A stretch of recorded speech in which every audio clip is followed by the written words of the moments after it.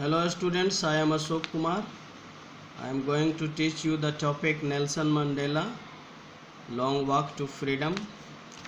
The rest part of this topic up to here we have studied in the previous video, and in this video we will start from here. A few moments later we all lifted our eyes in the awe as a spectacular array of South African jets, helicopters and troops carriers rode in perfect formation over the Union buildings. अब यहाँ पे है कि कुछ क्षणों के बाद when we lifted our eyes, जब हमारी आँखें विस्मय से उठी जब यूनियन बिल्डिंग के ऊपर दक्षिण अफ्रीका जेट हेलीकॉप्टर एक उपस्थित तरीके से दिखाई दिया. It was not only a display of pinpoint precision and military force, but a demonstration of military's loyalty to the democracy, to a new government that had been freely and fairly elected.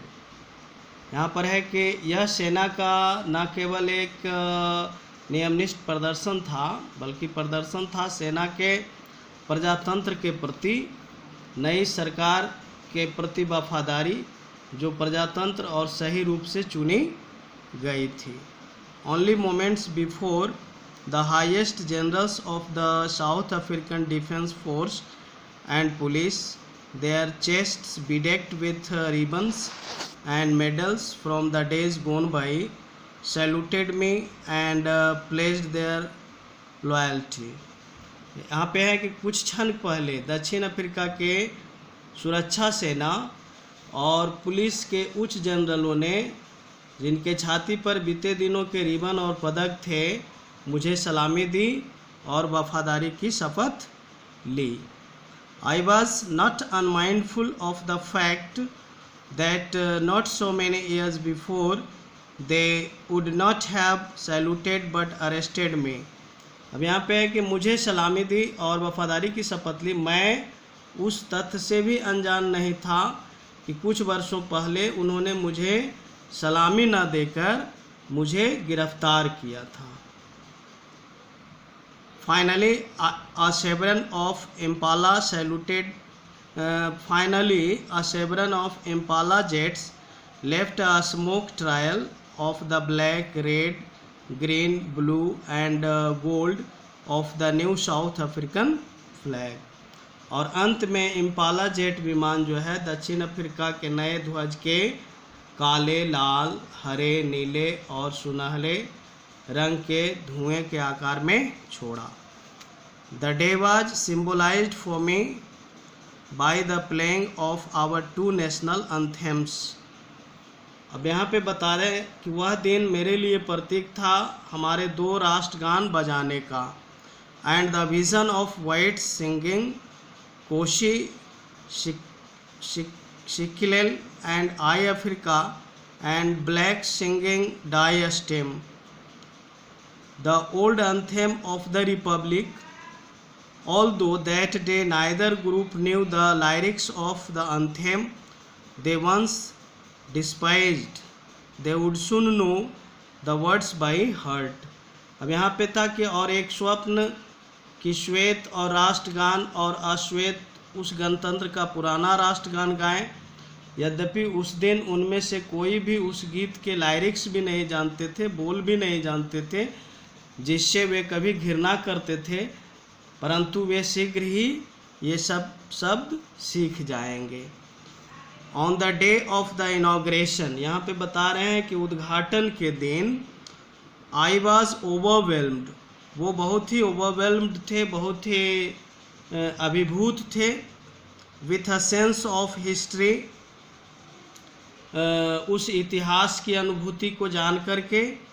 In the first decade of 20th century, a few years after the bitter Anglo-Boer War and before my own birth, the white-skinned peoples of South Africa patched up their differences and erected a system of racial domination against the dark-skinned people of their own land.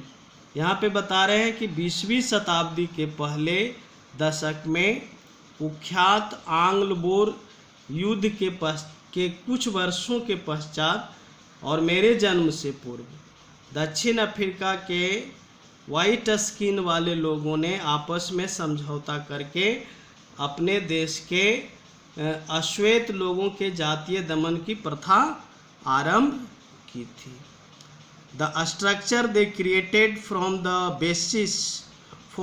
basis of one of the harshest, most inhuman societies the world has ever known। और जो ढांचा उन्होंने तैयार किया वह उन सब से अमानवीय था, हार्शेस्ट था, जिनसे कभी विश्व समाज अवगत था। Now in the last decade of the 20th century and my own 8th decade as a man, that system had been overturned forever and replaced by one that recognized the rights and freedom of all peoples regardless of the color of their skin। अब 20वीं सदी के अंतिम दशक में और मेरे जीवन के 8वें दशक में यह ढांचा हमेशा के लिए ओवरटर्न हो चुका था, मतलब उखड़ चुका था, और इसके पश्चात इसके स्थान पर एक ऐसा ढांचा जो रंग भेद के बिना सभी लोगों के अधिकार और स्वतंत्रता की रक्षा करता है, ऐसा ढांचा तैयार किया गया था। That day had come about through the unimaginable sacrifices of thousands of my people।